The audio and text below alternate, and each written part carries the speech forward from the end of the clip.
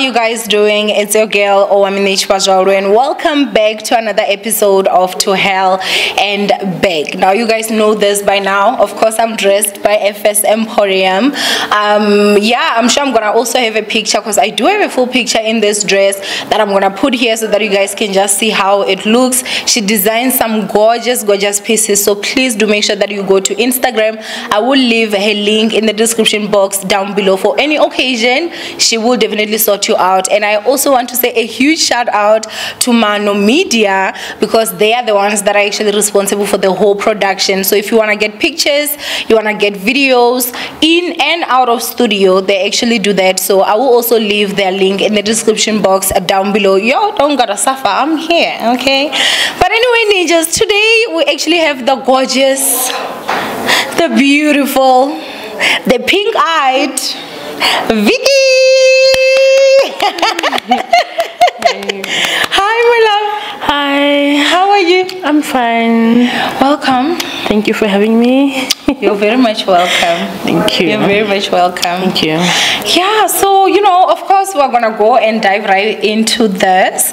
But before, my ninjas always say, "Oh, we want the background," like, you know. So I need a bit of your background. Can you please just, you know, looking at that camera, introduce yourself, who you are, what you do, you know, where you were born. Yeah. Hey guys, my name is Vicky McKay. I am a digital entrepreneur, single mom, and a content creator. I was born and raised in Joburg. Yes, and so no, Amakai, you don't have a Kai. Ekaya, it's Angola. Oh, is it? Yes. So basically, I'm born in Joburg and raised in Joburg, but parents come from Angola. Have you ever been to Angola? No, I haven't. You've never been? But I would like to. Is it? Yeah. No, I ask because I always laugh at my friends that say their home is Gauteng. I'm like, that's not home. We all have villages, you know. Yeah. But okay, like hopefully soon you'll be able to go to Angola. Yeah, I'm planning to. Is it? Yes. How many siblings do you have? Two. After me, two. We four. Two girls and two boys. So after me are the younger ones that are still in school. Okay. How many babies do you have? Only one. Only one. Yeah. A single mom of one. Single mom of one. A gorgeous single mom of one. I think I'm done there. What? No. What? No. You can't be done. You cannot be done. It's not easy, but yeah. Actually, with you, your story, you actually came to me directly. Yes. With two different accounts, I should say. Two different accounts. So I definitely saw this. And thank you so much for actually making time to actually come here and share your story. Please just share, you know, why did you write, what is your story, and what do you want to share with everyone? Okay. So I wrote to you because I felt like this is my time to tell my story. It took me two years to heal, and I just feel like it's time to let it out for people to hear, because I feel like if I don't let it out now, it's just going to stay, you know, and no one is going to learn, no one is going to be motivated. So that's why I have to let it out now, and I want to feel that relief of letting it out, you know. Holding in is not just on, it's not the way. Yeah. Okay, so please, you can go ahead and start here. Okay, so it all started in 2019, 31st December. 31st December, obviously it's New Year's, so we're on our way to church. This is me and my fiance. So we are on our way to church, but we had to go to work. Obviously I was heavily pregnant and I couldn't go to work, but I had to wait for him so that we can go to church together. So on our way, there were so many signs. The vibe is not going well. The energy around the room is not going well. My outfits were just ruining the day. You know, I had to change, and that was a sign from God to say, don't go, stay. But me being me, I'm like, you know what? I want to start a new year with God. Let's just go. So we had to go. So we from Kempton Park, so we had to drive all the way to Joburg, just along Betrams, the opposite spa. And I just arrived at at the place. I just arrived there at church. This is like an overflow, so there's so many people outside. So they tried to find me a space inside because I'm pregnant. Okay, then the countdown. I'm seeing the countdown on the TV. Yes, then I'm like, okay, as they helping me find a space inside, let me just say my prayers. Like God knew. I don't know. It was just like a feeling like God knew what was going on because the prayers that I prayed in between. So after I prayed, then the countdown, the 5, 4, 3, 2, 1 happened. Then the firecrackers started going up. Yeah. Immediately when it started going up, then I felt a shock on my arm. I mean, the marks are there. Yeah. On my arm, into my belly. But I'm like, okay, let me just see what it is. Then I look on the side of my tummy and I see blood. So imagine now I'm wearing a jumpsuit, a tight jumpsuit, and there's blood on the side. So there is my fiance running to me, trying to protect me, without knowing that I'm already like down. You know, it was only both of us. We were only 2 that were shot. That's the funniest thing. You and your fiance? Me and my fiance. No one else, just me and my fiance. So in my head, I'm like, no, this is a firecracker. You know, because just when the countdown happened, then I got shot. It's a firecracker. In my head, it's a firecracker. I wasn't feeling pain. I just started praying at that same on the scene. I started praying. You know, everyone was panicking, like called the ambulance, and it was just late. So my fiance decided to take me to Hillbrow Hospital. That was just along up the road. As we're going there, I'm just praying. The only prayer I prayed for was my child. I'm like, God, let anything happen, I surrender, but protect the child that's in me. Like, protect this child, you know. So we got there to the hospital. When we got to the hospital, they looked at it. Emergency didn't even help. I sat there in the emergency shot. queue. Yeah. You queued, but you were shot. Yeah. It was like so packed. It was full. There were many people with a lot of issues, you know, and mine was like so critical because I'm pregnant. Yeah. You know, so I also had to stay in the queue until they had to attend to me. And when they looked at it on the, I think on the scan, they say no, they haven't seen such a thing and they cannot help me. So now we have to go to Johannesburg Hospital because they say my situation is critical. Wait, so you got shot and then you went to Hillbrow Hospital where you had to wait. How long did you wait in the queue? I waited for an hour. Yeah. So the more I was waiting, the more I waited, the more pain. That's when I started feeling the pain. So after Hillbrow, then we had to go to Johannesburg Hospital. The same thing again. We waited for an hour. I was actually in the emergency section. They took my details. They managed to stitch my finger. And from there it was a waiting again. We had to wait. That's when my family then came, and we had to just go back home to my mom's place because that time it was like 3 a.m. now. So it's 3 a.m. and no one is able to help. So I just had to sleep like that for a day with this what substance inside of me. In my head, remember, I know deep down that it's a firecracker. So I just have to sleep like that. I couldn't even sleep. The pain was so much.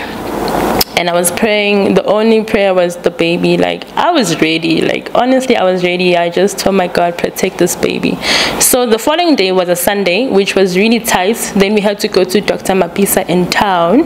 I'm not sure if I'm pronouncing his name right, but he's in town. We got there again. We paid. Okay, it was costly. Like, we paid, and the same thing, they said they cannot help us. We have to go back to the hospital where I was going for my monthly checkup.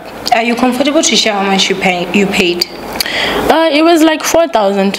Not, that's a lot. Yeah, but for like us starting the year, 4,000. That's a lot of money. So, even now, that's a lot of money, especially to not get help.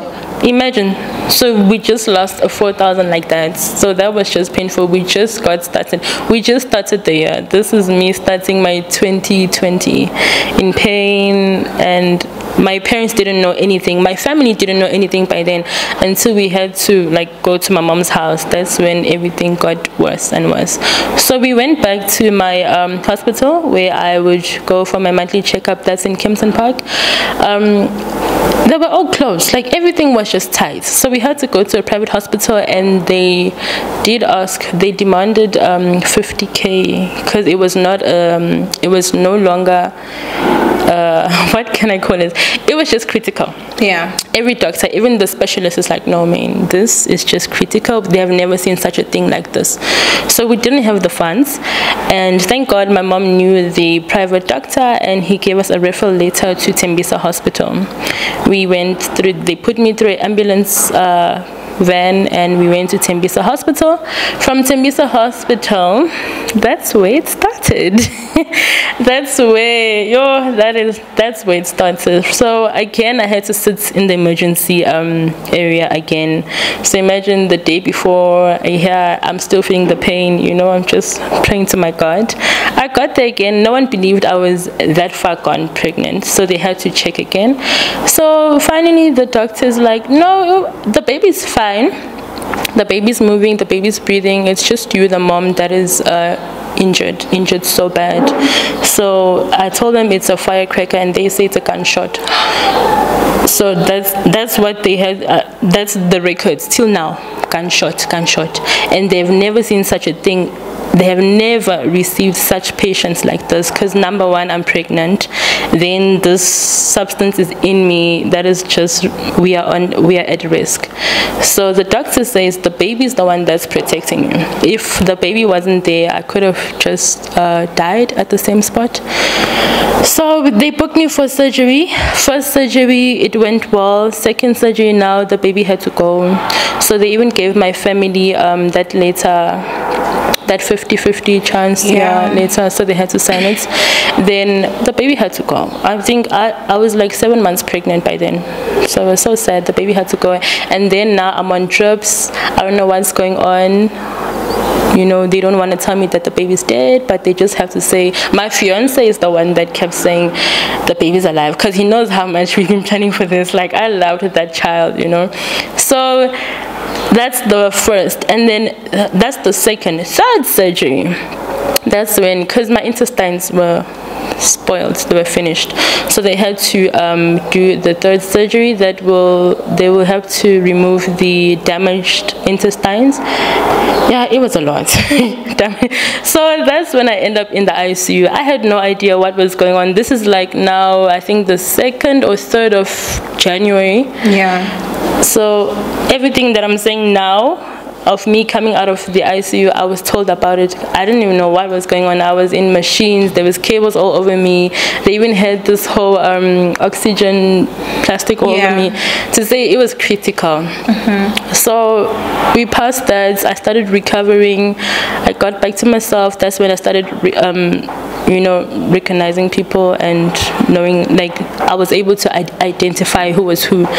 Then I have to move to the next ward to say that you're getting better. So in the next ward now, it was critical, because now they just removed the cables of me, but I was feeding through a tube. I was not able to eat through my mouth again for 2 months. I was not able to eat through my mouth. I was just feeding through tubes. And I had a colostomy bag. I had to use a colostomy bag for a year. That is like the whole of 2020.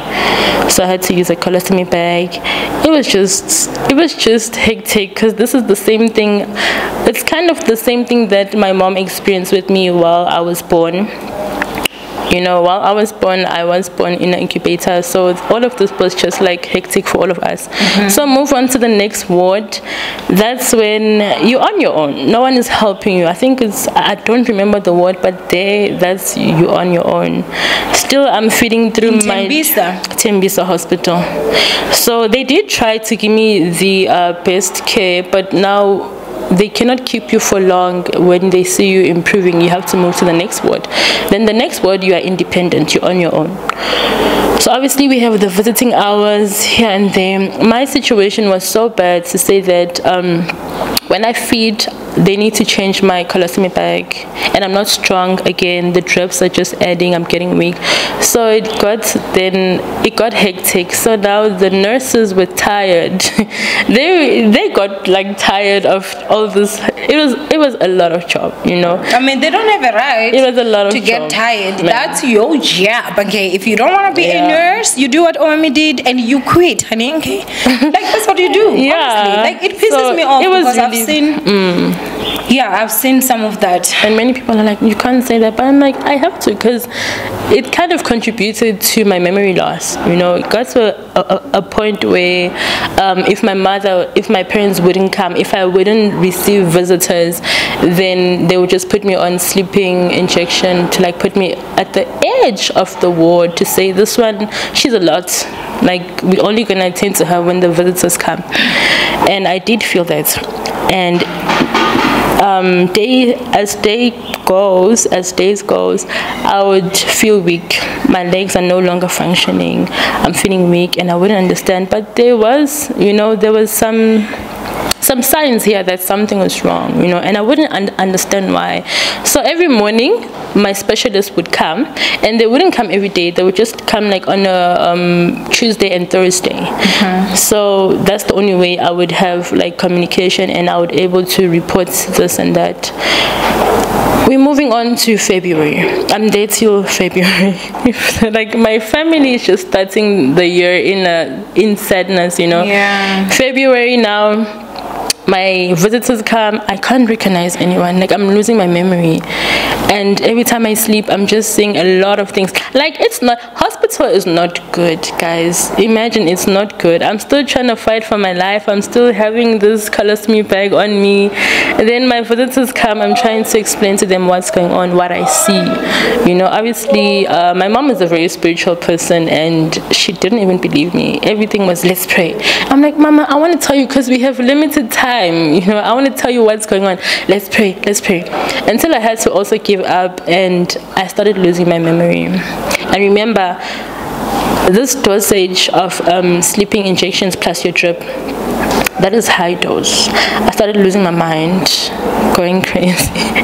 Imagine, from getting shot, now I'm being placed in the, what's that place? Psych ward. What? It was so painful, because now I'm crying that I lost my child. So now every day I sleep. When I sleep, I'm screaming, my baby. Like, it's just trauma. They even put me on the trauma. It was just, I had, what's this? My bed had cage on, because that's how bad it was, you know. Until my mom, thank God my mom is a nurse. She has a bit of experience. And the last visit she came, and she noticed that, no, my child is no longer doing fine. She used to talk to me, but now she's not talking to me, you know, she's just losing it. Then my mom my mom found out that they were plugging me with the sleeping injections, you know, which was it was really sad, because now my mom comes and pray, and then I'm just here acting up. It was just it was so much for her, you know. I literally see her cry. And I'm so sorry, I'm also a spiritual person. So as I was in the ICU, God will also reveal a lot to me which I wouldn't understand. It's only later that I was discharged, and I'm starting, you know, now it's like, as I'm living my life, I'm like, oh my God, I've lived this life before, and I'm trying to put all the puzzles together. And now it's like, oh, okay, I saw this when I was in the ICU, you know. It was quite sad. So my mom managed to get me out of the ICU. I was still having the colostomy bag. Then I was supposed to go back for a reversal. This is like 5 months later, but I couldn't due to COVID. So thank God my mom got me out before COVID. Otherwise, I could have stayed there. So that was just hell. So I used the colostomy bag for a year, the whole of 2020. Then 2021. January, that's when they reversed it. So it was quite limited for me. Like, already for me, that was like a disability already, you know. I would distance myself from my friends. I stopped communicating to everyone. I just vanished for a year. It was nothing to be proud of, you know. It was just nothing to be proud of. I would hide myself. I lost weight. I'm even gaining weight now. I wish I could show you guys the before, but those who know, they know. I lost the weight. My fingers, you could literally see the whole skeletons. Like, I was already a dead person, but thank God I'm alive. So after the reversal, my baby, the trauma of me losing my baby, it still comes back, right? So every time, wherever I go, from the whole understanding is like, this baby was just planned from God. So now everywhere I go, there was a one driver, a Taxify driver, and I got in the car. So he did, I don't know if it's a prophecy, but he did tell me, he's like, why are you crying? I can hear a baby's cry. And like, I don't know, this is like after I healed, okay? So now to tell you that I have not made peace with my past baby. Yeah. So he's telling me that there's a baby crying and you have to do something about it. I denied because I'm trying to heal. And he's like, no, this cry is a serious cry. You need to do something about it. Either buy some clothing, some snacks, and go somewhere, let it out to the universe, stop crying. And that's when I broke down. I'm like, okay, I think this is what will help me, because I was not really okay with that. I even have her name on me as a tattoo. Like, that was just my biggest loss, you know. And since I did that, I think things have been fine. I even managed to conceive again. So imagine that's when, yeah. Congratulations. So, thank you. So yeah, after my cry, God has heard my cry, then I'm able to conceive. Now I have a baby boy, and I'm a baby boy. Basically, things didn't go well with baby daddy, but yeah. Was it the same fiance that you had? The same fiance. When did you and him break up? Oh, he's one. This is where the pain comes in, you know, like, man, I just don't know what's wrong with these guys. What's wrong with you, man? What's wrong with you people? So we broke up before the reversal of my surgery. He couldn't even wait. That's the thing, he couldn't wait. So in his mind, he thought maybe I'm gonna use a colostomy bag for the rest of my life, because in order to get my colostomy reversed, I had to wait for the it was locked down by then, and they said theaters should close. So in his head, it's like, she's gonna stay like this forever. I don't know what was going on in his head, but things were fine. He was helping me out, like treats my, you know, with the whole treatment, and all of a sudden he just vanished. He's another one. He just vanished. Everything we shared, so it was quite painful to say. Someone that I would see, the first person I would see when I wake up from the hospital, like at my hospital bed, was him, and all of a sudden he vanished. He's not there anymore, you know. And this is the same thing that I would have in my dreams. In my dream, I would dream of my mom and my sister, but they would die and resurrect, but this guy would just die once. So trying to bring that in reality, the dream in reality, is to say that he's not gonna be there forever, like the way everyone else is, you know. So yeah, you guys, like, it was that time, 2021, that was when you had 2020 is when you had the bag for the year. Yes. Right? And then now your son, when was your son born? So he did come back. okay. So what happened is when he left, I was pregnant. When he left. So basically he left December 2021.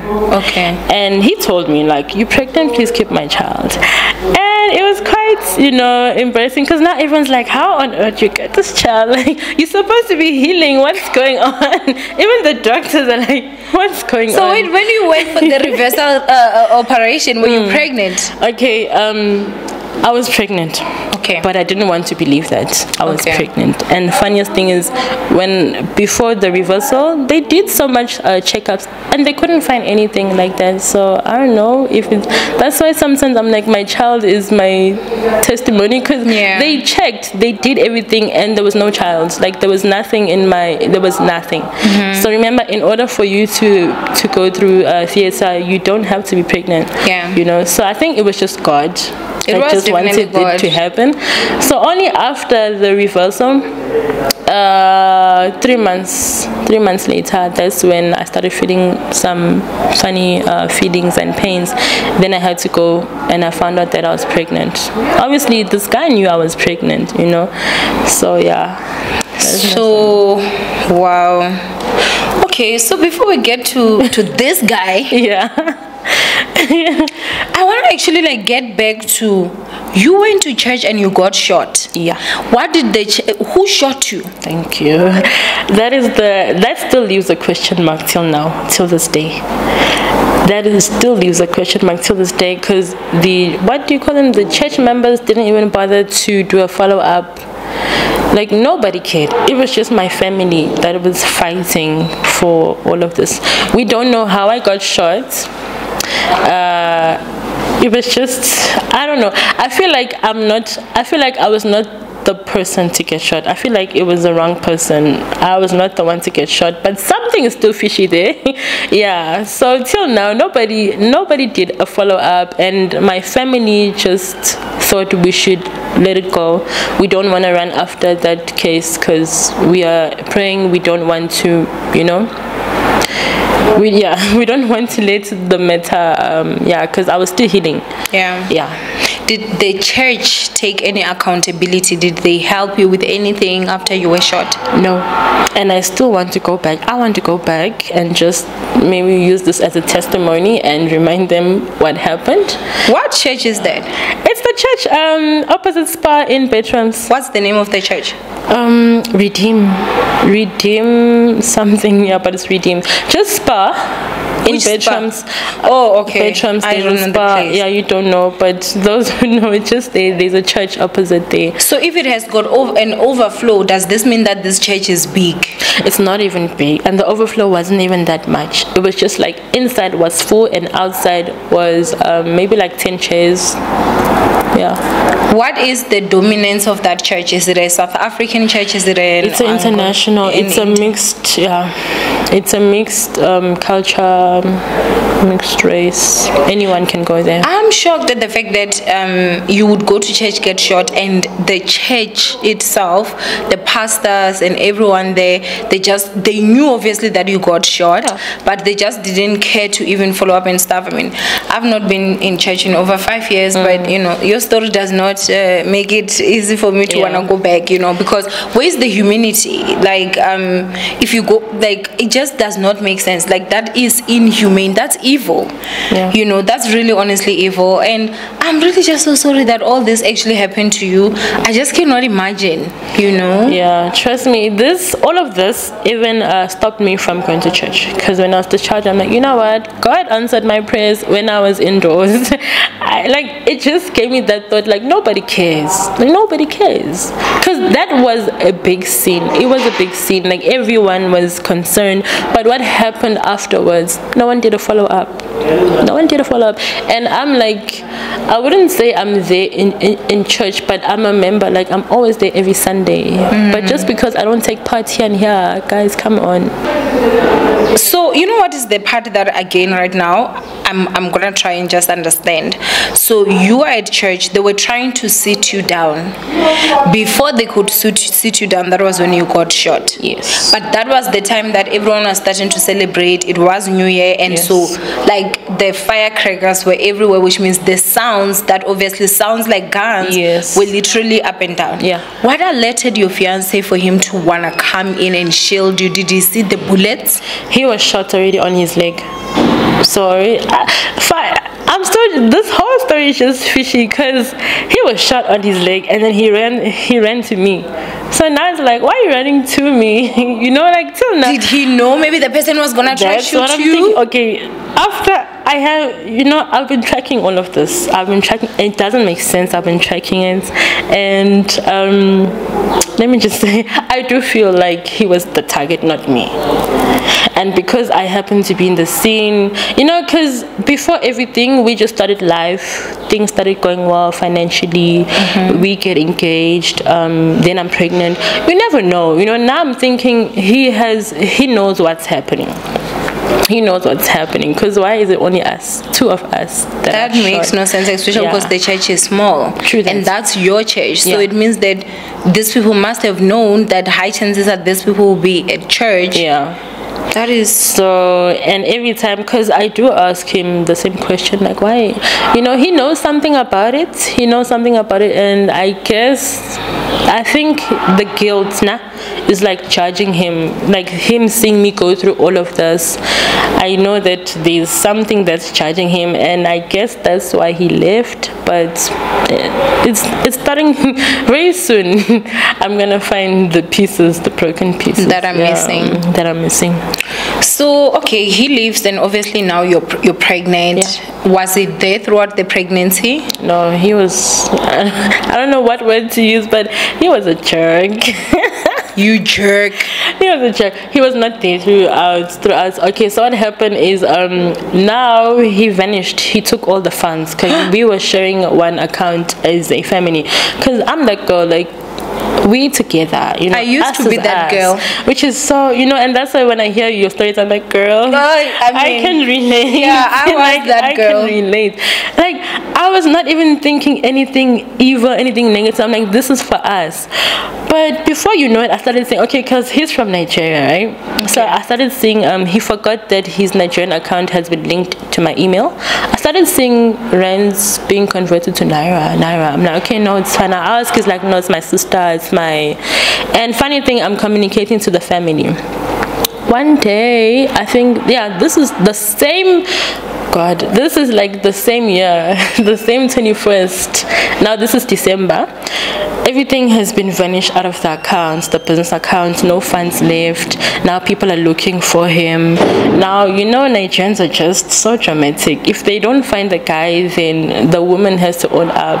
So all those sweet words they're calling me now turned out to be like I'm the target. Like, they're looking for him. I don't know what he did. So when I'm going home now, because I used to have a beauty bar. So I would go there early.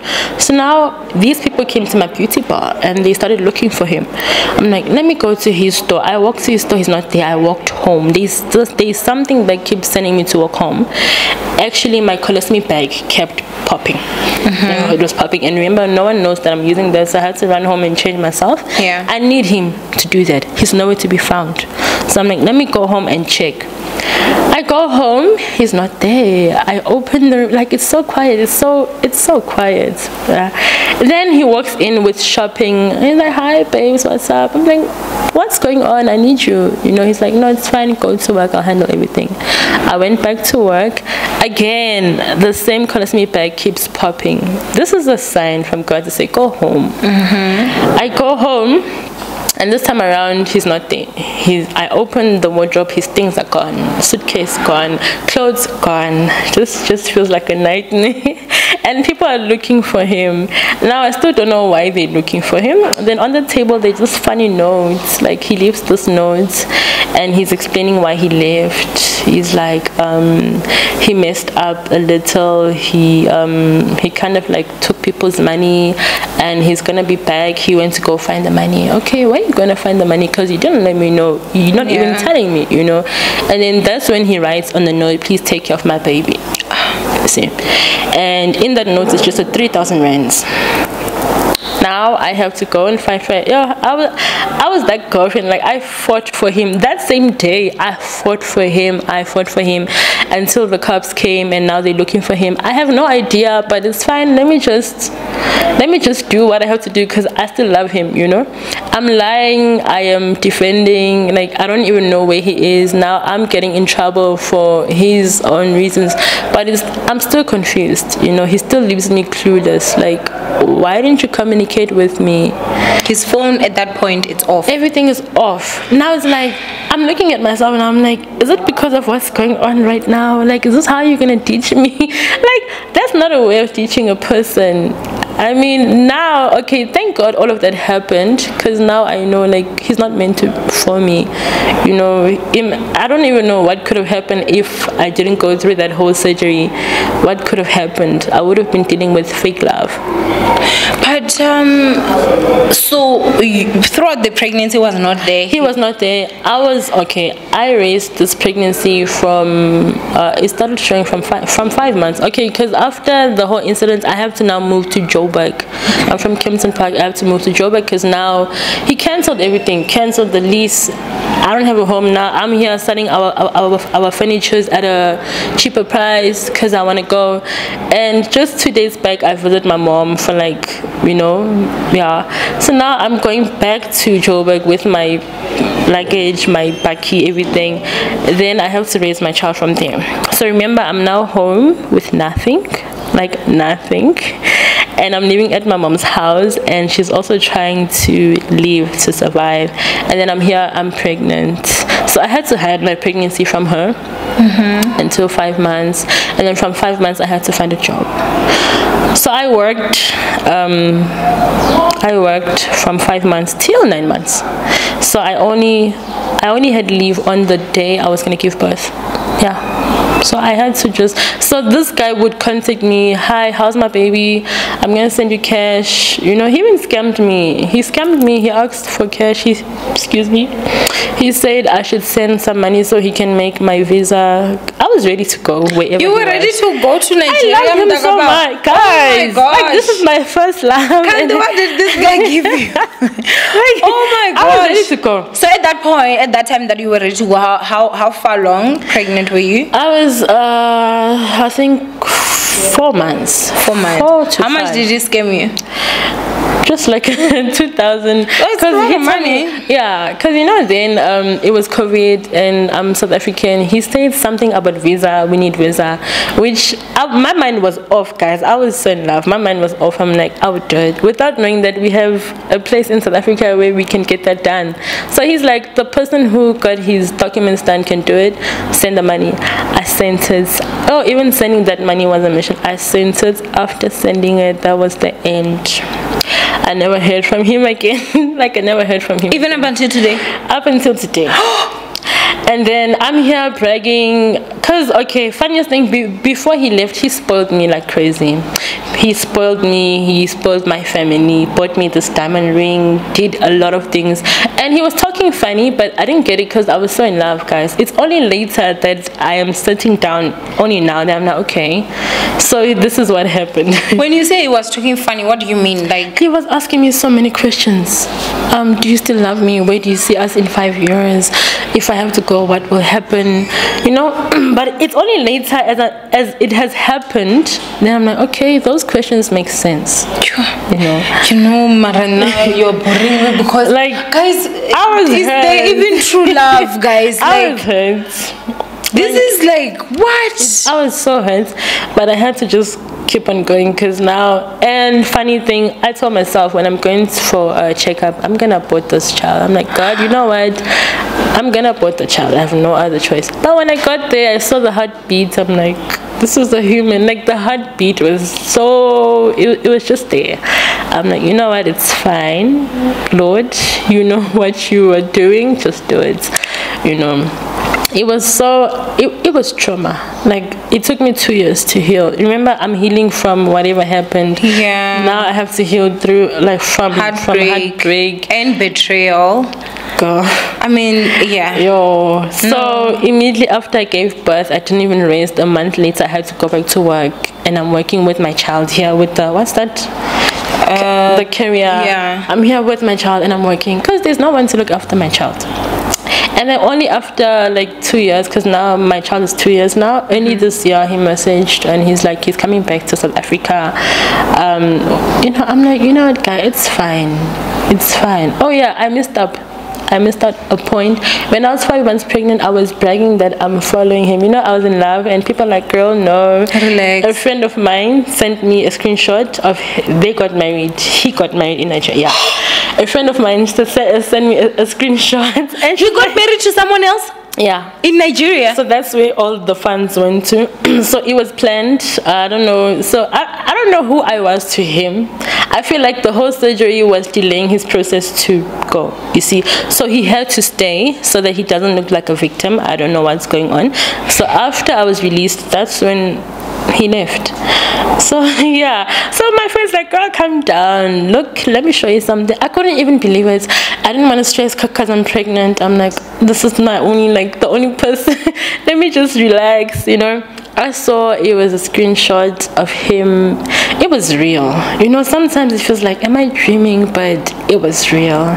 And the funniest thing, on that week he told me he's going to a different state, like a different province where he is. Yeah, then we'll talk. This is after I sent that 2,000 for you to get the visa to go there. But that 2,000 and visa is not 2,000, hey, it's a bit more expensive. I mean, especially to Nigeria, I think it's about 7. Yeah, somewhere there. So he used that money for his whatever needs, because remember, our money today, it's like value, you know. Yeah. So that 2,000 was a lot for him. He used it for his wedding stuff. It was heartbreaking. I didn't tell my mom until like for a year.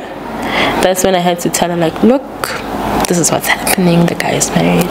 It was disappointing, guys. It was so disappointing. I can just imagine. My sister. Oh my God, now I'm getting so emotional. Because everyone was like, they warned me, you know, they saw something, but this guy manipulated my family with money, with funds, you know. Obviously, we were in need by that time, and that's why they're like, okay, maybe, you know, every parent doesn't want to hand over their daughter to a man that's going through a lot. Yeah. So he came in as the savior. Yeah. I don't know how to call it. Shining armor, you know. Like, he's going to make everything, you know, like, shine, but only at the end of the day to find out it was the opposite. And my sister was so supportive. We hate this from our family. We hate this till the end. And I had to approach him, and that's when he started deleting all those pictures, the pictures of his marriage with his but it didn't change anything, because you're not even supporting your child. And after the child was born, we had an argument of me not naming my child after him, like putting the child in his surname, which thank God I didn't do, you know, because just thank God I didn't do that. So that was the end after we argued about the child's name, and he was just finding a problem. He knew he was wrong, but he was trying to find a reason, like he was trying to find a reason, you know, to look like the good guy or to look like I'm the bad one, you know. He did a lot before leaving.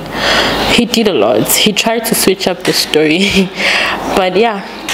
So finding jobs again, this side, because we were from Joburg, moved to Kempton Park. Then from Kempton Park, I'm coming back. Yeah, relating with people, it was like I was the outcast. I was the outcast in the whole community. I was the outcast. My mom even had to hide me to be like, no, we don't, like, I was denied for some time until I gave birth. And I don't know what I did, but this child came out just like him. Nothing of me, from the head to the feet to the leg structure to the eyes. So like, God, what did I do? So yeah, that is just trauma. How long were you with this guy? It's like 5 years. That is so long enough. I met him when I was in high school, end of matric. Yeah.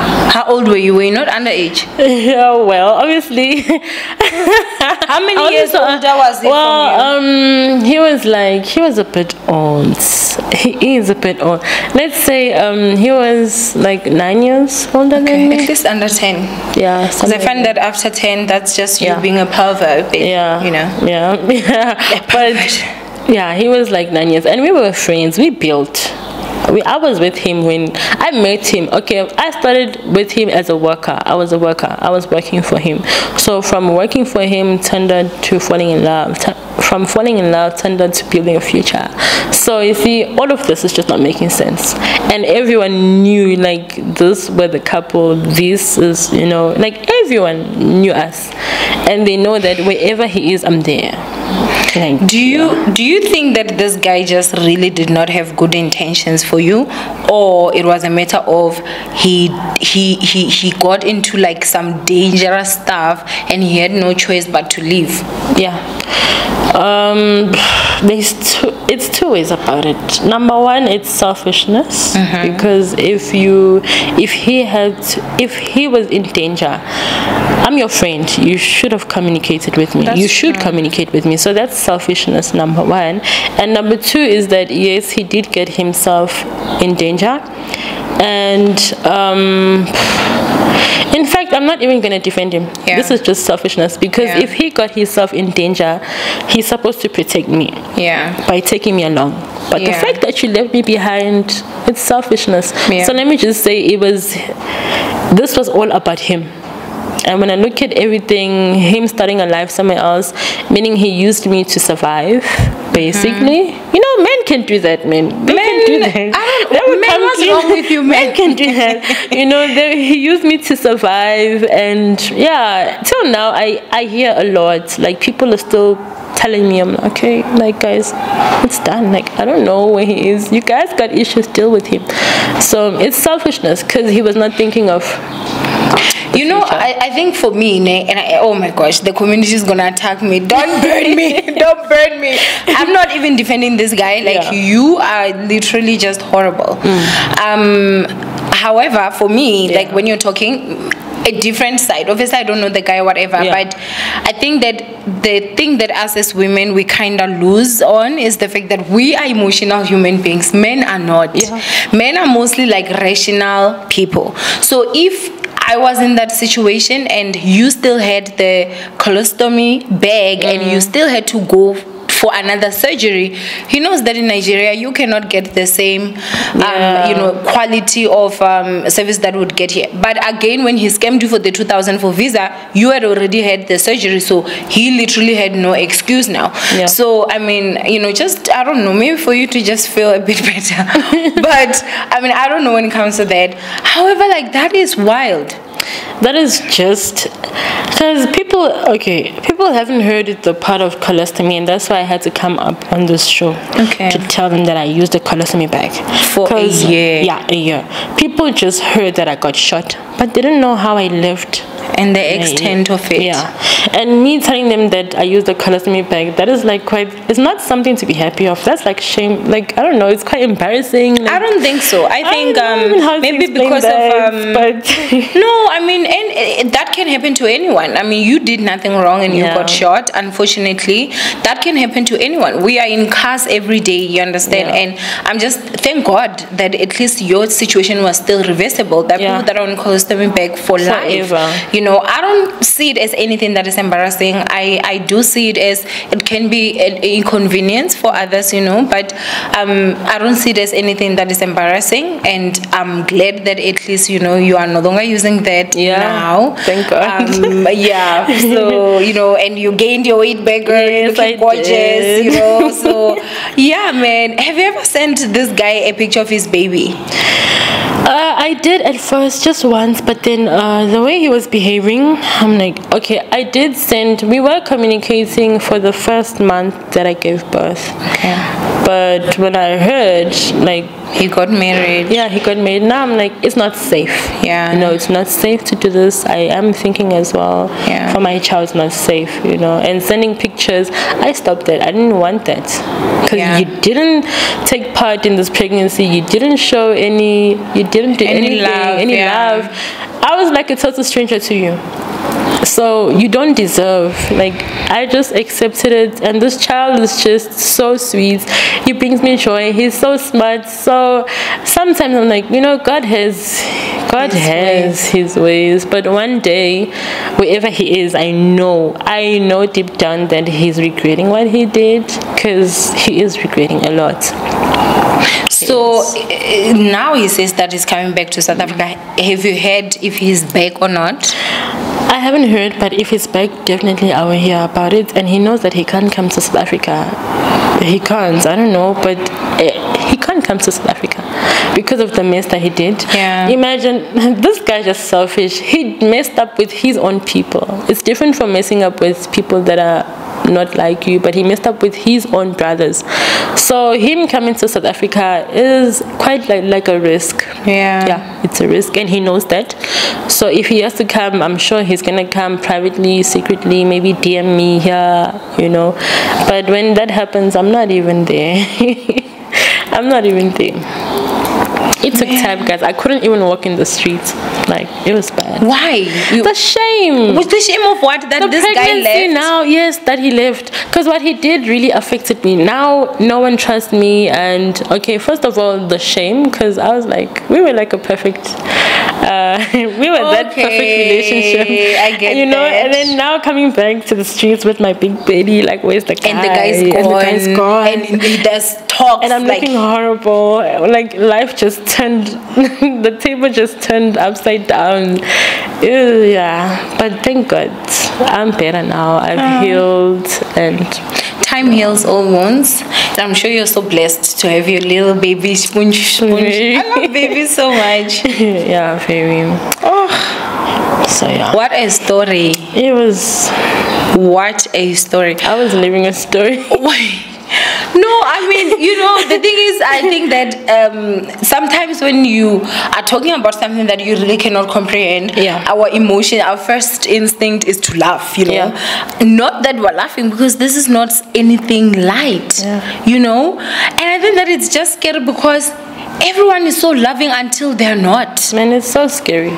And men are scary people. Now it's just like, is there anything left? Like, there's nothing left. Like, you want to love someone. Yeah. From the deepest, like, you want to love someone. And it's scary. But it's so scary. Have you ever dated since? I have, but I haven't been serious like that. It's just been like dates. Just dates. Out dating, just for fun.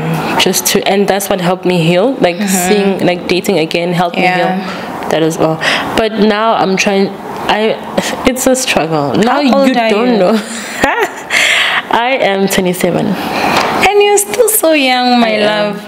I'm 27. Well, I look young, but yeah. The experiences that you've gone through, they make. Yeah, I know exactly what you're talking about. It's a lot. I feel old because I feel like I've lived a lot. It's like, yeah, I lived a lot. So. No, you definitely have. Yeah. My goodness. So, what advice would you give someone that is in a situation where you were at, where they are even embarrassed to walk the streets? That's your camera right over there.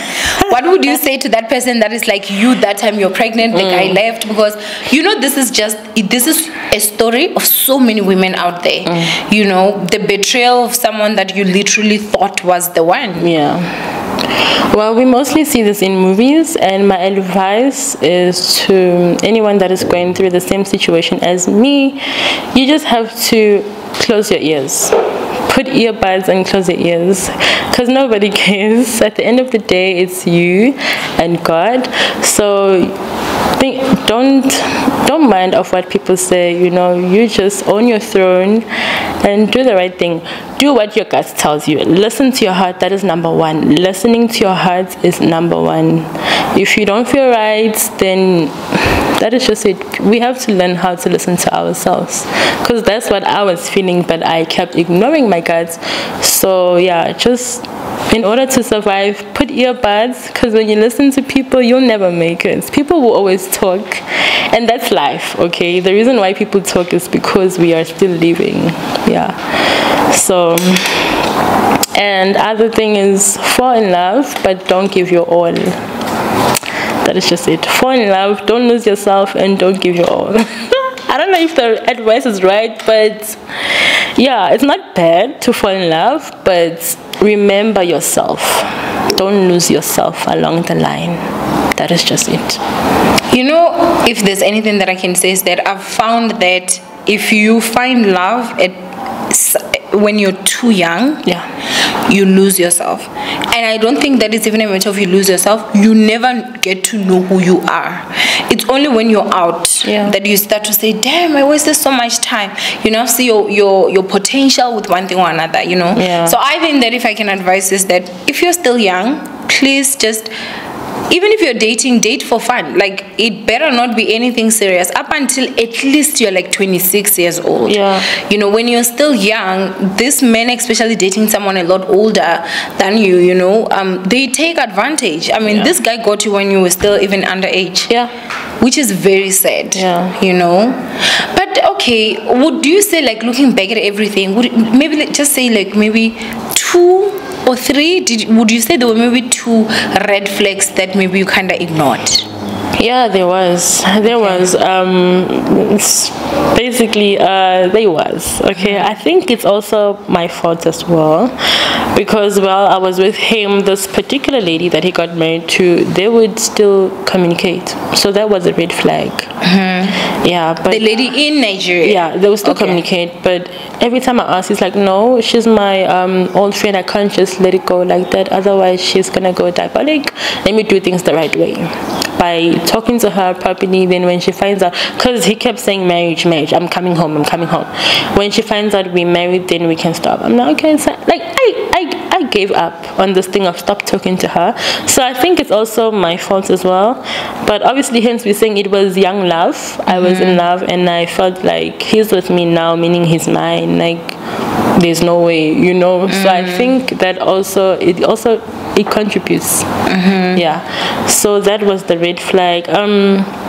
Secondly, no, I think that was just the red flag, him talking to another lady on the other side of the country. That was the first red flag, which I ignored. So, yeah.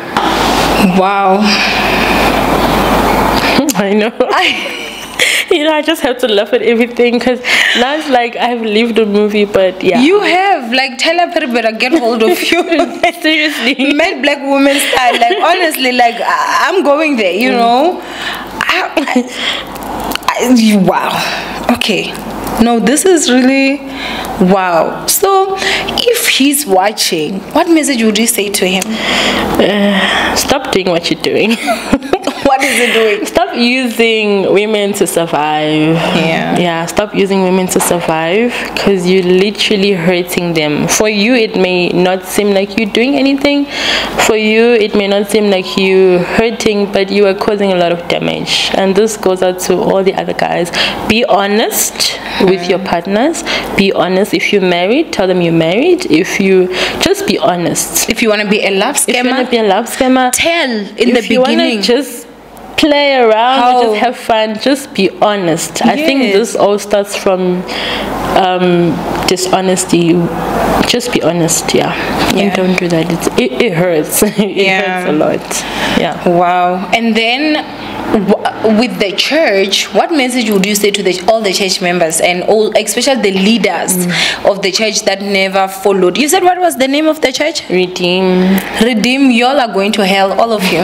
Y'all just, there's no hope for you. That they belong in hell, honestly. Till this day. Like, it's very disappointing. That's the part I feel like that makes me so angry. Just because, you know, people advocate, like, you know, go to church, you know, this and this. And then, okay, we do understand, okay, we want to come to church. But are you guys, like, in church for money? Are you guys in church for clothes? You want to come show off that I look beautiful? Are you in church just so that you have got this reputation that I go to church? But what is the point of going to church if your heart is literally the devil's heart? That is actually wild for me. I don't even know what advice to say, because I have tried to go back to church and the same thing is drop your, you know, they have that contact list. So I don't know why are they going to take the contact if they're not going to do a follow-up? But the advice is that if you are taking contacts of your members, please do a follow-up on each and every member. If you guys really take down their contacts, even if they're not permanent members, do a follow-up. Yeah, that is just it. If you don't see them for a week, do a follow-up. Always find out what's happening, what's going on with your members, and that is just it. Even if we need to show some love. If I go to like a church and they want your numbers, I always write like fake numbers, because I'm just like, you want to sell my numbers? Like, what do you want to do with my numbers? Because they never really call. I mean, I used to go to church and they used to do that, and I'm still a Christian, guys. But I pray at these home. things are just The things that are happening in churches, church hurt is real. It's real, and I am really sorry because I feel like you lost literally the most. But can you raise your hand so to the camera, because I do see. Yeah. How many bullets did you get? I don't even know, because it just went through me. So it went through this hand, popped the finger, which the whole bone was out and inside of me. It was just like a straight shoot. Okay. Yeah. So basically, I don't know how my arm was. I was just straight, so it just had to go inside of me. So imagine when my hand is down. Yeah, it kicked like the finger. I don't know how it happened, but it went inside of me. Did the bullet pass through you, or you had a bullet in you? Hence I'm saying in my head it was a thing. Yeah, but, a firecracker. Yeah, but I think that substance was still inside of me. Okay. Yeah, that's what caused the damages. Okay. Yeah. So yeah. The more I was delaying, it happened. I feel like, what, we might actually have a part 2. Honestly, and this would just be that I always get people that, they go to the hospitals and they get really horrible treatment. And it does seem like you really had a horrible treatment there. And so I think that, hey, let's sit down, talk about it. What is happening in Tembisa? Because we always just read these things in the news. We don't really get people that actually sit down and actually say from the beginning to the end of just the aspect of the horror that they actually experience in that hospital. And I think that if more people actually started to come out, that is how they can actually maybe improve. If we start speaking out, we start talking about things like this. So I don't know if ninjas, you guys would like a part 2, please do comment down below. I know people will say, when will the part 2 come? But don't worry, guys, we'll just have to sit down and obviously organize. Obviously, I'll also have to talk to her and find out if she's comfortable with sharing those details. I think that with your story, my love, wow, you were wronged by so many people, the church, the hospital, your fiance, and even the community, because how dare you laugh at someone that is going through the most at that time, and you find that it's the same members that were actually outcasting you that Sunday. They even cry, they even speak in tongues, tongues of the devil. You never know. Because you can't tell me those tongues are from Jesus. It's now I recall a lot of that. Exactly, Yes. So we all just need to do better. We all just need to do better. And as for men, show us some love. Y'all are demons.